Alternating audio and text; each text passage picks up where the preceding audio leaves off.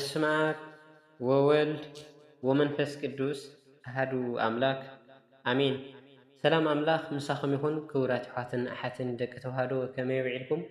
እግዚአብሔር ይመስገን ኢልና ኸነመስግኖ ክሳብ ዛ ሰዓት እዚኣ ደቂቃን ብሰላም ብጥዕና ገይሩ ዘፅንሐና ልዑል ባህሪ እግዚአብሔር ኣምላኽና ክብርን ምስጋናን ይብፅሓዮ።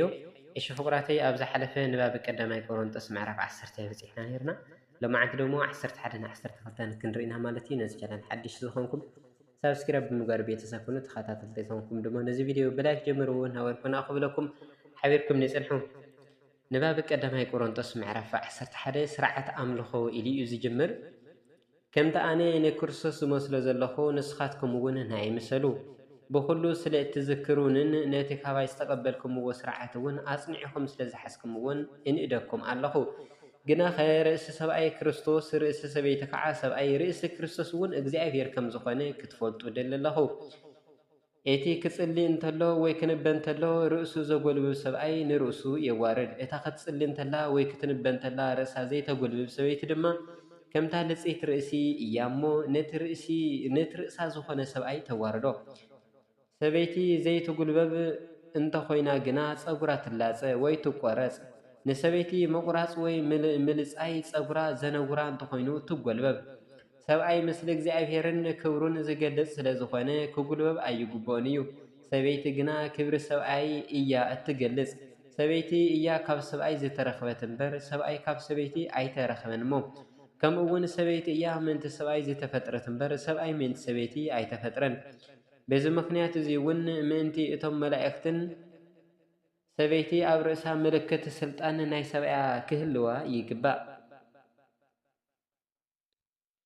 ብጎይታ ዘለና ህይወት ግና ሰበይቲ ብዘይ ሰብኣይ ሰብኣይ ድማ ብዘይ ሰበይቲ ከቶ ኣይኸውንን እዩ። ከምቲ ሰበይቲ ካብ ሰብኣይ ዝኾነት ከምኡውን ሰብኣይ ካብ ሰበይቲ እዩ። ኩሉ ከዓ ካብ እግዚአብሔር እዩ። እስኪ ባዕልካትኩም ፍረዱ። ሰበይቲ ርእሳ እንተይተጎልበበት ናብ እግዚአብሔር ክትጽሊ ዶ ይግባእ እዩ? ወይ ከዓ ሰብኣይ ጸጉሩ እንተኣንወሐ ነውሪ ምዃኑስ እቲ ተፈጥሮ ባዕሉ ዶ ኣይምህረኩምን እዩ? ሰበይቲ ጸጉራ እንተኣንወሐት ግና ክንዲ መጎልበቢ ተውሂብዋ እዩ እሞ ንኣኣ ክብረታ እዩ። ዝኾነ ሰብ ብዛዕባ እዚ ነገር እዚ ክከራኸር እንተደልዩ ንሕናን እተን ናይ እግዚአብሔር ኣብያተ ክርስቲያንን ከምዙይ ዝበለ ልማት ይህብናን። ስርዓት ቅዱስ ቁርባን ክትእከቡ እንተለኹም እትገብርዎ ክንዲ ንጽቡቕ ንሕማቕ ስለ ዝኾነ በዚ ዝህበኩም ዘለኹ ትእዛዝ ኣይንእደኩምን እየ። ቅድሚ ኩሉ ኣብ ቤተ ክርስቲያን ክትእከቡ እንተለኹም ኣብ ማእኸልኩም ምፍልላይ ከም ዘለዎ ሰምዒ ኣለኹ እሞ ገሊኡ ከዓ ኣኣምኖ እየ። እቶም ቁንዓት ምእንቲ ክገሃዱስ ኣብ ማእኸልኩም ምፍልላይ ክኸውን ግድን እዩ። እቲ ብሓደ ምእካብኩም መኣዲ ጎይታ ንምብላዕ ኣይኮነን። ክትእከቡ እንተለኹም ነፍሲ ወከፍ ተቐዳዲሙ ደድራሩ ይበልዕ እዩ እሞ እቲ ሓደ እንትጠሚ እቲ ሓደ ይሰክር። እትበልዕሉን እትሰትዩሉን ኣባይቲ ዶ የብልኩምን ኢኹም? ነቶም ዘይብሎም እተሕፍርዎም ዘለኹምስ ንቤተ ክርስቲያን እግዚአብሔር ኒዕኩም ዲኹም? እንታይ እሞ ክብለኩም እየ ወይ እንታይ እሞ ክብል በዚ ዶ ክንእደኩም እየ? ከቶ ይንእደኩምን። እቲ ንኣኻትኩም ዘመሓላለፈልኩም ነቲ ካብ ጎይታ ኢየሱስ ተቐበልክዎ እዩ። ጎይታና ኢየሱስ በታ ዝተተሓዘላ ለይቲ ሕብስቲ ኣልዓለ ኣመስጊኑ ቆሪሱ እንኩ ብልዑ እዚ ምንታኻትኩም ዝውሃብ ስጋይ እዩ፣ እዚ ንመዘከርታይ ግበርዎ በለ። ከምኡ ከዓ ምስ ተደረሩ ነቲ ጽዋዕ ኣሊሉ እዚ ጽዋዕ እዚ ብደመይ ዝኸውን ሓድሽ ኪዳን እዩ፣ ኣብ እትሰትዩሉ ግዜ ኩሉ ንመዘከርታይ ግበርዎ በለ። ነዚ ሕብስቲ እዚ ካብ እትበልዕዎ ነዚ ጽዋዕ እዚ እውን ኣብ እትሰትይዎ ግዜ ኩሉ ክሳዕ ጎይታ ዝመጽእ ሞት ኢኹም እትነግሩ። ስለዚ እንተይተገብኦ ሕብስቲ ጎይታ ዝበልዕ ወይ ጽዋዕ ጎይታ ዝሰቲ ንናይ ጎይታ ስጋን ደምን እዩ ዝብድል እምበኣር ሰብ ካብዚ ሕብስቲ እዚ ቅድሚ ምብላዑን ካብዚ ጽዋዕ እዚ ቅድሚ ምስታዩን ንባዕሉ ይመርምር። እንተይተገብኦ ዝበልዕን ዝሰትን ናይ ጎይታ ስጋ ስለ ዘይፈለጠ ኣብ ባዕሉ ፍርዲ እዩ ዘምጽእ። በዚ ምክንያት እዚ እዮም ኣብ ማእኸልኩም ብዙሓት ድኹማትን ሕሙማትን ዘለው፣ ዝለቀሱ እውን ብዙሓት እዮም። ንበዓልትና ብትኽክል እንተንፈርድስ ኣይምተፈረደናን ነይሩ። ንበዓልትና ብትኽክል እንተንፈርድስ ኣይምተፈረደና ነይሩ። ግና እንተፈረደልና ምስ ዓለም ምእንቲ ከይንኹነን ኢሉ እዩ ጎይታ ዝግስጸና። ስለዚ ኣሕዋተይ ንመኣዲ ጎይታ ክትእከቡ እንተለኹም ንስንሳትኩም ደኣ ተጸባበዩ ምእካብኩም ንፍርዲ ምእንቲ ኸይኸውን ዝጠመየ እንተሃልዩ ኣብ ገዛኡ ይብላዕ ነቲ ዝተረፈ ግና ምስ መጻኹም ክሰርዐልኩም እየ ይብል።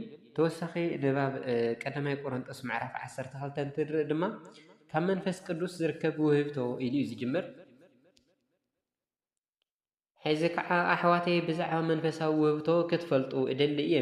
ኣረማውያን ኣብ ዝነበርኩምሉ ግዜ ተታሊልኩም ናፍቶም ባሃማት ኣማልኽቲ ትምርሑ ከም ዝነበርኩም ትፈልጡ ኢኹም። ስለዚ ከምቲ ብመንፈስ እግዚኣብሔር ዝዛረብ ኢየሱስ ርጉም እዩ ክብል ዘይኽእል ብመንፈስ ቅዱስ ተመሪሑ እንተዘይኮይኑ ድማ ኢየሱስ ጎይታ እዩ ክብል ዝኽእል ሓደ እኳ ከምዘየለ ኣፍልጠኩም ኣለኹ።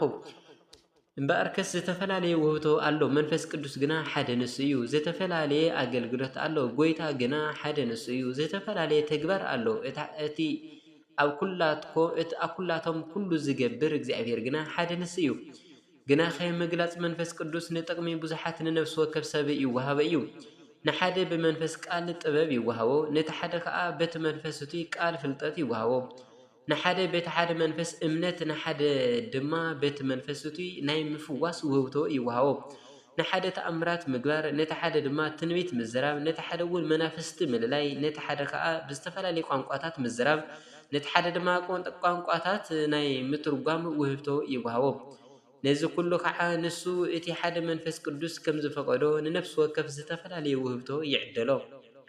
ኣብ ሓደ ሰብነት ብዙሕ ኣካላት ከም ዘሎ ከምቲ ሰብነት ሓደ እንተሎስ ብዙሕ ኣካላት ዘለዎ እቲ ኣካላት ከዓ ብዙሕ እንተሎ ሓደ ሰብነት ከም ዝኾነ ክርስቶስ እውን ከምኡ እዩ። ንሕና ኣይሁድ ኮንና ግሪካውያን ባሮት ኮንና ነፃ ሰባት ኩልና ሓደ ሰብነት ምእንቲ ክንከውን ብሓደ መንፈስ ተጠመቕና፣ ሓደ መንፈስ እውን ሰተና።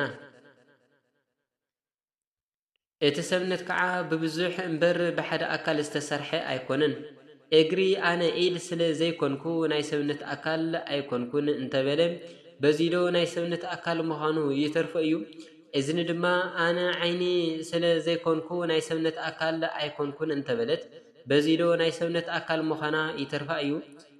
ብዘሎ እቲ ሰብነት ዓይኒ እንተዝኸውን ደኣ ምስማዕ ኣበይ ምተረኸበ? እቲ ሰብነት ኩለንተናኡ ምስማዕ እንተዝኸውን ምሽታት ኣበይ ተረኸበ? ሕዚ ግና ኣምላኽ ንሱ ከም ዝደለዮ ገይሩ ንነፍሲ ወከፍ ኣካላት ኣብቲ ሰብነት ሰርዖ። ኩሉ ሓደ ኣካል እንተዝኸውን ሰብነት ኣበይ ምተረኸበ? ሕዚ ግና እቲ ኣካል ብዙሕ እንተኾነ እኳ እቲ ሰብነት ሓደ እዩ። ስለዚ ዓይኒ ንኢድ ኣይደለየክን ክትብላ ኣይትኽእልን እያ፣ ርእሲ ድማ ንኣእጋር ኣይደለየኩምን ክብሎም ኣይኽእልን እዩ።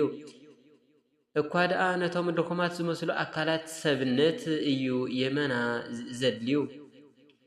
ነቲ ኣብ ሰብነት ዘሎ ሕሱር ኣካል ዝመስለና ከዓ ብፍሉይ ክብሪ ንከናኸኖ፣ ንሓፍረትና እውን የመና ብክብሪ ንኽውሎ። እቲ ክቡር ኣካልና ግና እዙይ ኣየድልዮን እዩ። ግና እቲ ኣካላት ንስንሳቱ ክጻወር እምበር ኣብቲ ሰብነት ምፍልላይ ምእንቲ ኸይኸውንስ እግዚኣብሔር ነቲ ክብሪ ዝጐደሎ ኣካል ዝበዝሕ ክብሪ እናሃበ ነቲ ሰብነት ኣጋጠሞ። ሓደ ኣካል እንተተሳቃየ ኩሉ እቲ ኣካላት ምስኡ ይሳቀይ፣ ሓደ ኣካል እንተኸበረ ከዓ ኩሉ እቲ ኣካል ምስኡ ይሕጐስ። እምበኣርከስ ንስኻትኩም ሰብነት ክርስቶስ ኢኹም፣ ነፍሲ ወከፍኩም ከዓ ኣካላቱ ኢኹም። እግዚኣብሔር ከዓ ኣብታ ቤተ ክርስቲያን ብመጀመርታ ሃዋርያት፣ ካልኣይ ነቢያት፣ ሳልሳይ መምህራን ሸመ ዳሓር ተኣምራት ዝገብሩ ናይ ምፍዋስ ውህብቶ ዘለዎም ዝሕግዙ ዘመሓድሩ ብዝተፈላለዩ ቋንቋታት ዝዛረቡ ሰርዐ። ኩላቶም ዶ ሃዋርያት እዮም? ኩላቶም ከነቢያት ድዮም? ኩላቶም ዶ መምህራን እዮም? ኩላቶም ከገበርቲ ተኣምራት ድዮም? ኩላቶም ዶ ውህብቶ ምፍዋስ ዘለዎም እዮም? ኩላቶም ዶ ብቋንቋታት ዝዛረቡ እዮም? ኩላቶም ከይትርጉሙ ድዮም? ነተን ዛዕበያ ውህብቶታት ደኣ ብብርቱዕ ድለዩ፣ ሕዚ ከዓ ዝበለጸ መንገዲ ከርእየኩም እየ ይብለና። ስለ ቃሉ ባሕሪ ቤት ዝኾነ ልኡለ ባህሪ እግዚኣብሔር ኣምላኽና ክብሪ ምስጋናን ይብጻሕ እዩ። ንባብ ቀዳማይ ቆሮንጦስ ምዕራፍ 13 ይቕጽል። ወስብሐት ለእግዚአብሔር ልዑል ወለወላዲቱ ድንግል ወለመስቀሉ ክቡር አሜን።